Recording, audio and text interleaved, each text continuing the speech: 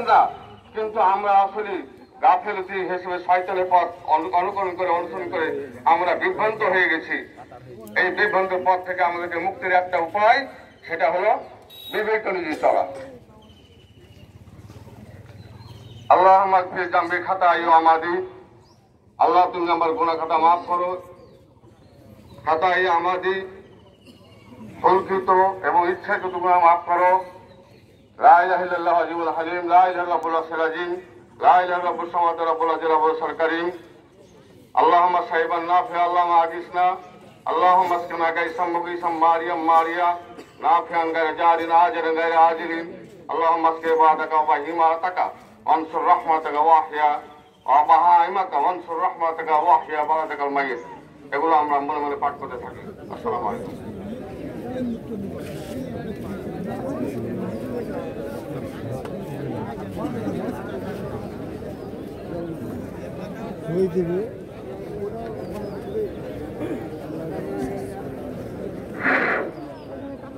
যে কাতার সোজা করুন নামাজে।